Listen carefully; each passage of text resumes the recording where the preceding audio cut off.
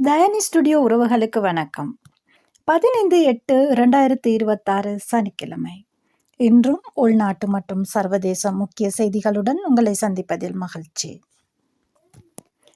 முதலில் தலைப்புச் செய்திகள். நிறைவேற்று அதிகாரத்தை அரசியல் அமைப்புக்கு அப்பால் பயன்படுத்த மாட்டேன், ஜனாதிபதி அனுர உறுதி. போதைப்பொருள் கடத்தல்காரர்களில் ஒருவராக கருதப்படும் ஜிரான் பாசிக் கைது செய்யப்பட்டார். நபர் ஒருவருடைய உடலிலிருந்து 3.1 கிலோகிராம் எடை கொண்ட சிறுநீரக கல்லை அகற்றி சாதனை படைத்த வைத்தியர்கள். வாகன இறக்குமதியாளர்களுக்கு முக்கிய அறிவிப்பு. இலங்கை இந்தியா முதல் டெஸ்ட் இன்று. இந்தோனேசியாவில் 7.7 ரெக்டர் அளவில் நிலநடுக்கம். குரோசியாவில் தீ பரவல், ஒருவர் பலி. ஹோர்மோஸ் நீரிணை குறித்து ஜனாதிபதி டிரம்பின் அதிரடி கருத்து. ஏமனில் ஹவுதி தாக்குதல், 4 பேர் பலி. இனி விரிவான செய்திகளை பார்க்கலாம். நிறைவேற்று அதிகாரத்தை அரசியலமைப்புக்கு அப்பால் பயன்படுத்த மாட்டேன், ஜனாதிபதி அனுர முக்கிய உறுதி. இலங்கை ஜனாதிபதி அனுரகுமார திசாநாயக்க தனக்கு வழங்கப்பட்டுள்ள நிறைவேற்று அதிகாரங்களை அரசியலமைப்பின் வரம்புகளுக்கு அப்பால் பயன்படுத்தப் போவதில்லை என உறுதியளித்துள்ளார். ஆகஸ்ட் 12 இலங்கை சட்டத்தரணிகள் சங்கமான BASL பிரதிநிதிகளுடன் நடைபெற்ற சந்திப்பின் போதே ஜனாதிபதி இந்த கருத்தை வெளியிட்டுள்ளார். இந்த சந்திப்பில் முக்கியமாக அரசியலமைப்பின் முன்மொழியப்பட்ட 22வது திருத்தம் மற்றும் உயர் நீதிமன்ற நீதிபதிகளின் ஓய்வு வயதை அதிகரிப்பது தொடர்பில் கலந்துரையாடப்பட்டுள்ளது. நீதித்துறையின் சுயாதீனம் தொடர்பாக சட்டத்தரணிகள் சங்கம் கவலை வெளியிட்டுள்ள நிலையில் அரசாங்கம் முன்வைக்கும் மாற்றங்கள் நீதித்துறையை வலுப்படுத்துவதற்கான சீர்திருத்தங்களே தவிர எந்த ஒரு தனிப்பட்ட நீதிபதிக்கும் சாதகமாகவோ பாதகமாகவோ மேற்கொள்ளப்படவில்லை என ஜனாதிபதி விளக்கியுள்ளார். இந்த விவகாரம் தற்போது இலங்கையின் அரசியல் மற்றும் சட்டத்துறை வட்டாரங்களில் பெரும் கவனத்தை பெற்றுள்ளது. போதைப்பொருள் கடத்தல்காரர்களில் ஒருவர் என கூறப்படும் ஜிரான் பாசிக் சிக்கினார். துபாயில் கைது செய்யப்பட்டதாக தெரிவிக்கப்படும் பிரபல போதைப்பொருள் கடத்தல் சந்தேக நபரான ஜிரான் பாசிக் நேற்று 14 இரவு இலங்கைக்கு அழைத்து வரப்பட்டுள்ளார். அவருடன் மேலும் 2 சந்தேக நபர்களும் இலங்கைக்கு அழைத்து வரப்பட்டுள்ளனர். இவர்கள் ஏர் அரேபியா 3L708 விமானம் மூலம் அபுதாபியிலிருந்து கட்டுநாயக்க விமான நிலையத்துக்கு அழைத்து வரப்பட்டதாக தெரிவிக்கப்படுகிறது. தெஹிவலை கல்பவில பகுதியை சேர்ந்த 48 வயதான ஜிரான் பாசிக் சர்வதேச போலீசாரான இன்டர்போல் மூலம் ரெட் நோட்டீஸ் பிறப்பிக்கப்பட்ட நபராக தெரிவிக்கப்படுகிறது. கடந்த மே மாதம் 26 துபாய் போலீசாரால் அவர் கைது செய்யப்பட்டதாக தகவல்கள் வெளியாகியிருந்தன. மேலும் இலங்கைக்கு போதைப்பொருள் விநியோகிக்கும் முக்கியமான 5 பெரிய அளவிலான கடத்தற்காரர்களில் ஒருவராக அவர் போலீஸ் வட்டாரங்களில் அடையாளப்படுத்தப்பட்டுள்ளதாக தெரிவிக்கப்படுகிறது. நபர் ஒருவருடைய 3.1 கிலோகிராம் கொண்ட மிக நீளமான சிறுநீரக கல்லை அகற்றி சாதனை படைத்த வைத்தியர்கள். திருகோணமலை பொது வைத்தியசாலையில் சிகிச்சை பெற்று வந்த 52 வயதுடைய நபர் ஒருவரின் மிக நீளமான சிறுநீரக கல்லை சத்திர சிகிச்சை மூலம் அகற்றி சாதனை படைத்துள்ளனர். சிறுநீரக அறுவை சிகிச்சை நிபுணர் டாக்டர் பிரகலாதன் பாலகிருஷ்ணன் தலைமையில் நேற்று 14 குறித்த சத்திர சிகிச்சை இடம்பெற்றது. திருகோணமலை பொது வைத்தியசாலையில் நேற்று வெள்ளிக்கிழமை மேற்கொள்ளப்பட்ட இந்த சத்திர சிகிச்சையின் போது 3 கிலோ 100 கிராம் எடையுள்ள சிறுநீரக கல் அகற்றப்பட்டதாக தெரிவிக்கப்பட்டுள்ளது. வாகன இறக்குமதியாளர்களுக்கு முக்கிய அறிவிப்பு. இலங்கையில் வாகனங்களை இறக்குமதி செய்ய எதிர்பார்ப்பவர்களுக்கு முக்கியமான அறிவிப்பு வெளியாகியுள்ளது. வாகன இறக்குமதிக்கு விதிக்கப்பட்டுள்ள 50% கூடுதல் சுங்க கட்டணம் டிசம்பர் 31, 2026 வரை நீடிக்கப்பட்டுள்ளது. இந்த கூடுதல் கட்டணம் முன்னதாக குறிப்பிட்ட காலத்திற்கான நடைமுறைப்படுத்தப்பட்டிருந்த நிலையில் தற்போது அதன் கால வரம்பு மேலும் நீடிக்கப்பட்டுள்ளது. இதன் பொருள் வாகன இறக்குமதியுடன் தொடர்புடைய செலவுகள் மீது இந்த கூடுதல் கட்டணம் தொடர்ந்து தாக்கத்தை ஏற்படுத்தும். வாகனங்களை இறக்குமதி செய்யும் நிறுவனங்கள் மட்டுமல்லாமல் வெளிநாடுகளிலிருந்து வாகனங்களை வாங்குவதற்கு எதிர்பார்க்கும் பொதுமக்களும் இந்த அறிவிப்பை கவனத்தில் கொள்ள வேண்டிய நிலை ஏற்பட்டுள்ளது. வாகனத்தின் அடிப்படை விலை மட்டுமல்லாமல் சுங்கவரி உள்ளிட்ட பல்வேறு செலவுகள் இறுதி விலையை தீர்மானிப்பதால் கூடுதல் கட்டணம் நீடிப்பது சந்தை விலையிலும் தாக்கத்தை ஏற்படுத்தக்கூடும். அதே நேரத்தில் வாகன இறக்குமதி தொடர்பான வரி கொள்கைகள் நாட்டின் வெளிநாட்டு நாணய நிலையம் மற்றும் பொருளாதார நிர்வாகத்துடனும் தொடர்புடையவை.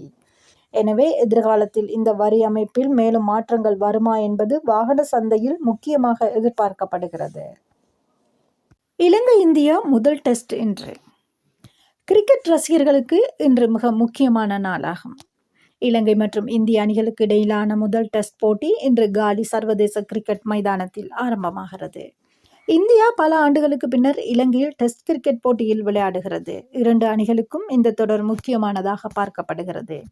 காலி மைதானத்தின் ஆடுகளம் பொதுவாக சுழற்பந்து வீச்சாளர்களுக்கு சாதகமாக மாறக்கூடிய தன்மை கொண்டது. இதனால் இலங்கை அணியின் சுழற்பந்து வீச்சாளர்களும் இந்திய அணியின் சுழற்பந்து வீச்சாளர்களுக்கும் இடையே முக்கிய போட்டி உருவாகலாம்.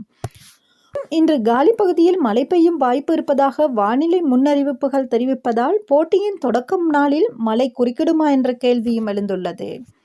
இலங்கை அணி சொந்த மண்ணில் விளையாடுவதால் ரசிகர்களின் ஆதரவு அணிக்கு மிக பெரிய பலமாக இருக்கும். இந்திய அணியும் புதிய தலைமுறை வீரர்களுடன் வலுவான அணியாக களமிறங்குகிறது. எனவே முதல் டெஸ்ட் போட்டியின் முதல் நாளிலேயே யார் ஆதிக்கம் செலுத்தப் போகிறார்கள் என்பதை காண ரசிகர்கள் ஆவலுடன் காத்திருக்கிறார்கள். அடுத்து வெளிநாட்டு செய்திகளை விரிவாக பார்க்கலாம். இந்தோனேசியாவில் 7.7 ரிக்டர் நிலநடுக்கம். இந்தோனேசியாவில் இன்று காலை ஏற்பட்ட சக்தி வாய்ந்த நிலநடுக்கம் உலக நாடுகளின் கவனத்தை ஈர்த்துள்ளது. புளோரோஸ் தீவு அருகே கடற்பகுதியில் 7.7 ரிக்டர் அளவில் இந்த நிலநடுக்கம் பதிவாகியுள்ளது. நிலநடுக்கத்தின் அதிர்வுகள் காரணமாக கட்டிடங்கள் மற்றும் வீடுகள் சேதமடைந்ததாகவும் மக்கள் அச்சத்தில் பாதுகாப்பான பகுதிகளுக்கு ஓடியதாகவும் தகவல்கள் வெளியாகியுள்ளன. குறைந்தது 2 உயிரிழந்துள்ளதாகவும் சமீபத்திய தகவல்கள் தெரிவிக்கின்றன. நிலநடுக்கத்தை தொடர்ந்து சுனாமி எச்சரிக்கையும் விடுக்கப்பட்டது. கடற்பகுதிகளில் வாசிக்கும் மக்கள் உயரமான இடங்களை நோக்கி செல்லுமாறு அதிகாரிகள் அறிவுறுத்தியுள்ளனர். இந்தோனேசியா உலகில் நிலநடுக்கம் அதிகம் ஏற்படும் பகுதிகளில் ஒன்றாகும். அந்நாட்டின் புவியியல் அமைப்பு காரணமாக நிலநடுக்கங்களும் எரிமலை செயல்பாடுகளும் அடிக்கடி பதிவாகின்றன. இந்நிலையில் தற்போதைய நிலநடுக்கத்துக்கு பின்னர் ஏற்பட்டுள்ள அதிர்வுகள் மற்றும் சேதங்கள் குறித்து அதிகாரிகள் தொடர்ந்தும் கண்காணித்து வருகின்றனர். மக்கள் தேவையற்ற அச்சத்திற்கு உள்ளாகாமல் அதிகாரிகளின் அறிவுறுத்தல்களை பின்பற்ற வேண்டுமென அறிவுறுத்தப்பட்டுள்ளது. குரோசியாவில் கடும் காட்டுத்தீ. ஐரோப்பாவில் தொடரும் கடும் வெப்பநிலைக்கு மத்தியில் குரோசியாவில் ஏற்பட்டுள்ள காட்டுத்தீ பெரும் பாதிப்பை ஏற்படுத்தியுள்ளது. குரோசியாவின் அட்ரியாட்டிக் கடற்கரை பகுதியில் தீ வேகமாக பரவியதாக தகவல்கள் தெரிவிக்கின்றன. இந்த தீ விபத்தில் ஒருவர் உயிரிழந்ததுடன் சுமார் 40 பேருக்கும் அதிகமானோர் காயமடைந்துள்ளனர். மேலும் சுமார் 1200 பேர் பாதுகாப்பான இடங்களுக்கு வெளியேற்றப்பட்டுள்ளனர். காட்டுத்தீ காரணமாக வீடுகள் மற்றும் சுற்றுலா பகுதிகளுக்கும் அச்சுறுத்தல் ஏற்பட்டுள்ளது. கடுமையான வெப்பநிலை மற்றும் வறண்ட காலநிலை காட்டுத்தீ வேகமாக பரவுவதற்கான சூழ்நிலையை உருவாக்கியுள்ளதாக தெரிவிக்கப்படுகிறது. ஐரோப்பாவின் பல நாடுகளில் தற்போது காட்டுத்தீ பிரச்சினை தீவிரமாக உள்ளது. குரோசியா மட்டுமல்லாமல் கிரீஸ், ஸ்பெயின், ஜெர்மனி உள்ளிட்ட நாடுகளிலும் தீ சம்பவங்கள் பதிவாகியுள்ளன. இதனால் சுற்றுலா பயணிகள் மற்றும் உள்ளூர் மக்கள் பாதுகாப்பு நடவடிக்கைகளை கடுமையாக பின்பற்ற வேண்டிய நிலை ஏற்பட்டுள்ளது. ஹோர்மோஸ் நீரிணை குறித்து ட்ரம்பின் அதிரடி கருத்து. மத்திய கிழக்கில் தொடரும் பதற்றத்துக்கு மத்தியில் அமெரிக்க ஜனாதிபதி டொனால்ட் ட்ரம்ப் வெளியிட்டுள்ள புதிய கருத்து சர்வதேச அளவில் பெரும் கவனத்தை ஏற்படுத்தியுள்ளது. ஈரானுடனான போர் முடிவடைந்த பின்னரும் ஹோர்மோஸ் நீரிணையை அமெரிக்க பிரதேசமாக அறிவிக்கப் போவதாக ட்ரம்ப் தெரிவித்துள்ளார். உலகின் முக்கியமான எண்ணெய் மற்றும் எரிசக்தி போக்குவரத்து பாதைகளில் ஒன்றாக ஹோர்மோஸ் நீரிணை கருதப்படுகிறது. இந்த நீரிணை தொடர்பான எந்த ஒரு தடையும் உலகளாவிய எரிபொருள் விநியோகத்தில் தாக்கத்தை ஏற்படுத்தக்கூடியவை. ட்ரம்பின் கருத்துக்கு ஈரான் கடும் எதிர்ப்பு தெரிவித்துள்ளது. ஹோர்மோஸ் நீரிணையை ஒரு சமூக ஊடக பதிவு, விமான தாங்கி கப்பல் அல்லது உத்தரவு மூலம் கைப்பற்ற முடியாது என ஈரான் தரப்பில் பதிலளிக்கப்பட்டுள்ளது. இதனால் அமெரிக்கா மற்றும் ஈரான் இடையிலான பதற்றம் மேலும் அதிகரிக்குமா என்ற கேள்வி எழுந்துள்ளது.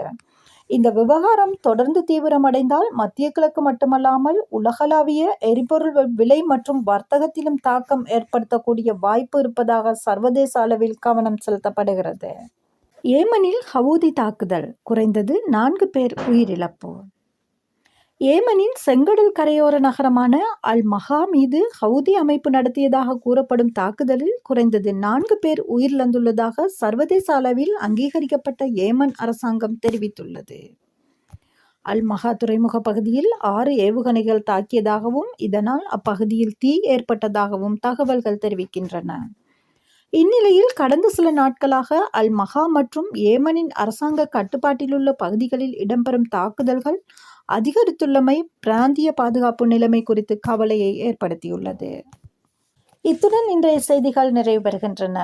இலங்கையிலும் உலகிலும் நடைபெறும் முக்கிய செய்திகளை உடனுக்குடன் தெரிந்து கொள்ள தானி ஸ்டுடியோ யூடியூப் சேனலை சப்ஸ்கிரைப் செய்து இந்த செய்தி சம்பந்தமாக உங்களது கருத்துக்களையும் தெரிவித்து லைக், ஷேர் செய்து ஆதரவு தாருங்கள். மீண்டும் மற்றும் ஒரு செய்தியில் சந்திப்போம். அதுவரை அன்பு வணக்கம் கூறி விடைபெறும் நான் உங்கள் அன்பின் தயானி. நன்றி, வணக்கம்.